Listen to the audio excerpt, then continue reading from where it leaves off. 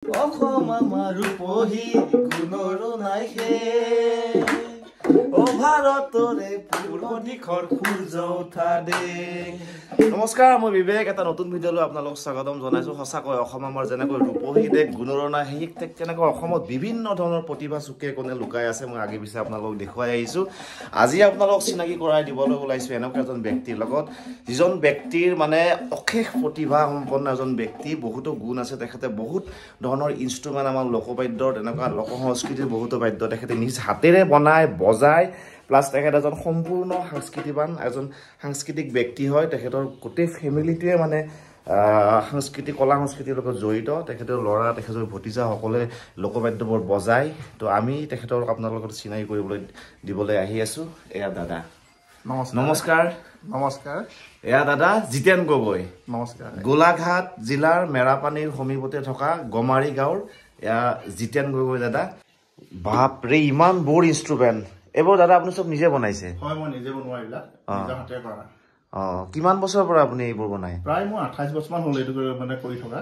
28 বছৰ? 28 বছৰমান হৈছে। আচ্ছা, এইবোৰ কাঠ আৰু বাঁহ চব ন? এইবিলাক কাঠৰ, ইয়াত এইটো কাঠ আৰু বাঁহৰ। এইটো কি হয় নো? এইটো নামটো কি হয় নো? মই একচুৱেলি খুব লাজৰ কথা, মই নাজানো। কিন্তু এইটো আমি নামাকৰণ কৰি লাও টুকাৰি বুলি। লাও টুকাৰি, yes। এই লাও টুকাৰিটো হ'ল এই পানীলাওৰ টুকুৰাৰ পৰা এই অংশটো বনাব লাগে। এতিয়া মই পানীলাওৰ পৰা নবনাই যেনিবা এইডোখৰ কাঠেৰে বনাই তাক কৰি পেলাই এইটো নিৰ্মাণ কৰা হৈছে। অকণমান উন্নত কৰিছো বুলি ভাবিছো যেনিবা। আচ্ছা, কিন্তু প্ৰকৃততে ইয়াৰ হেৰি জন্ম বৃত্তান্তটো লাওৰে হ'ব লাগে। বজাই কেনেকে অকণমান বজাই দিয়কচোন। বজোৱাটো এইৰকম বজাব লাগে।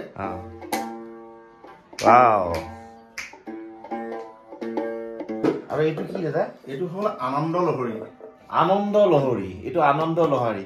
তো আপোনালোকে হয়তো বহুতে নাজানে আৰু বহুতে জানে, মই যেনেকে মই নাজানো। এইটো দাদা কেনেকে বজাই দিয়কচোন। মই বৰ বিশেষ বজাব নাজানো, অকণমান আইডিয়া দেখুৱাম।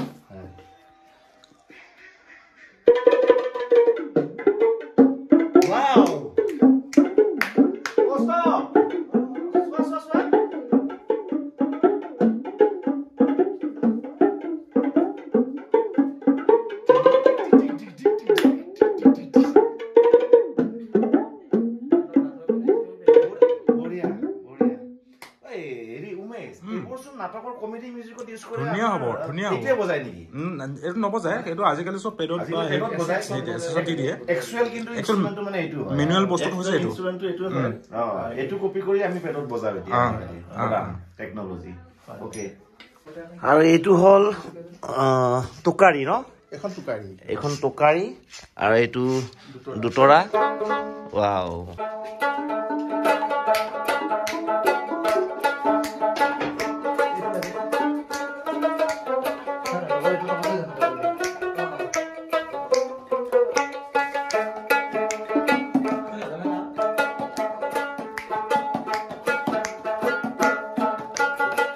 আৰু এইটো কি কয়? ডগৰ। ডগৰ।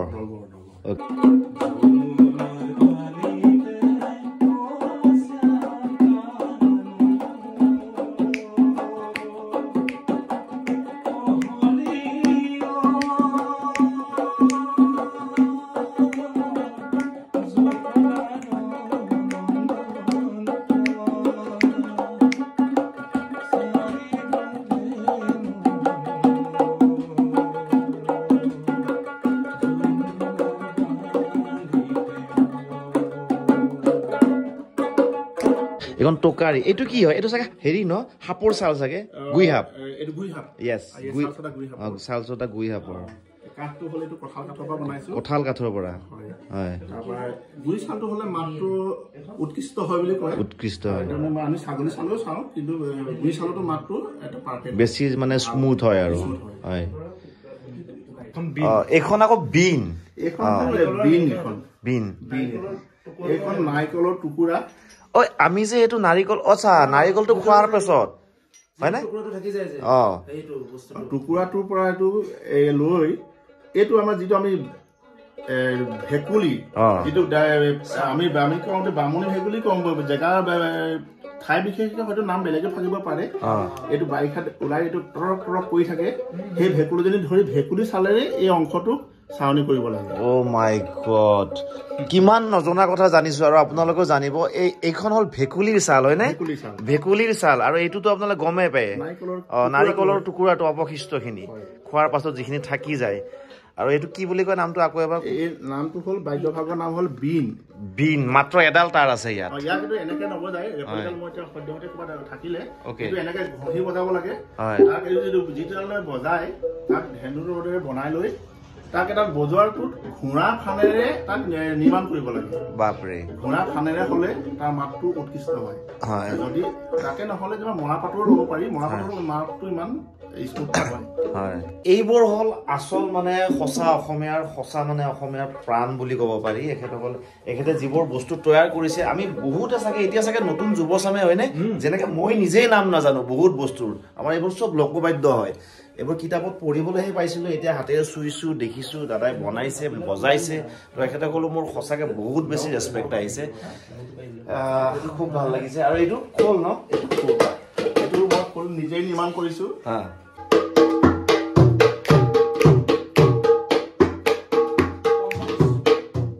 এইটো বনাবলৈ ৰেডি কৰি থৈছে নেকি এইটো ঢোল বনাব ঢোলৰ খোলা আৰু ঠাই বিশেষকৈ ইয়াক ডিমা বুলিও কয় এতিয়া এইটো মানে ছালটো বৰ্তমান লগোৱা নাই মানে চাৱনি কৰা হোৱা নাই কি কাঠেৰে বনাইছে এইটো কঁঠাল কাঠৰ মোৰ মানে আপোনাৰ এই যিটো গছৰ গুৰিটোৰ পৰা আপোনাৰ মাজৰ ডোখৰ কাটি কাটি ওলাই দিয়ে ন গোটেই গছজোপা এই গছৰ কুণ্ডাটোপা কাটি এইটো ওপৰত কুণ্ডত লগাই লওঁ তাৰপৰা এইটো বটালি মাৰি খুলিব লাগে ভিতৰখন বহুত কষ্টৰ কাম কিন্তু বহুত সময় লাগে চাগে যথেষ্ট সময় লাগে মোৰ শাল আছে এনেকৈ কুণ্ড শাল পাতি থৈছোঁ মই শালো আছে নেকি আচ্ছা ঠিক আছে আমি আপোনাৰ শালো চাম বাৰু এইটো ঢোল আপোনাৰ এইটো সম্পূৰ্ণ পূৰ্ণাংগ ঢোলৰ ওপৰত আছে চাৱনি কৰি থোৱা আছে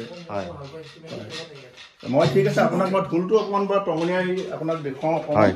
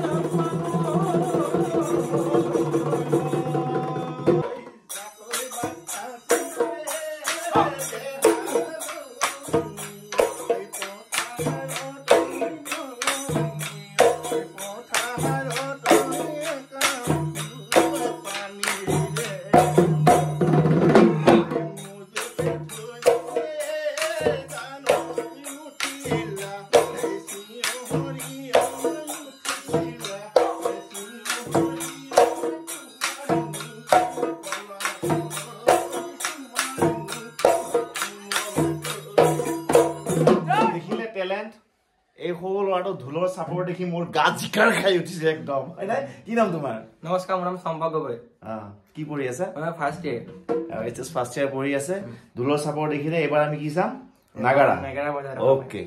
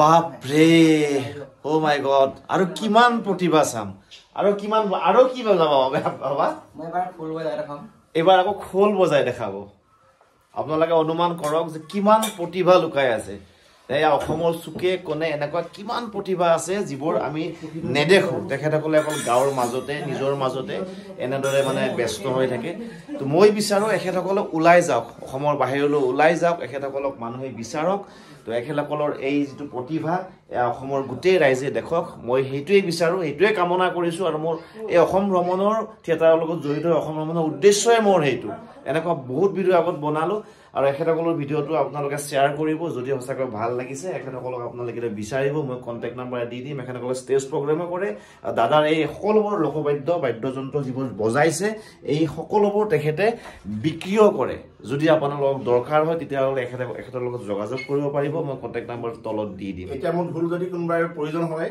এতিয়া মোৰ 35টামান ঢোল ৰেডি প্ৰায় ৰেডি হৈ আছে বুলি ক'ব পাৰি কাৰোবাক লাগিলে নম্বৰ দি দিম যোগাযোগ কৰিব পাৰিব হয় তেখেতৰ এতিয়ালৈকে 35টামান ঢোল তেখেতৰ দিব পৰা অৱস্থাত আছে আৰু যদি যিকোনো বাদ্যযন্ত্ৰৰ প্ৰয়োজন হয় যোগাযোগ কৰিব মই তলত কণ্টেক্ট নাম্বাৰটো দি দিম ঠিক আছে আমি এতিয়া ভাইটি কি চাম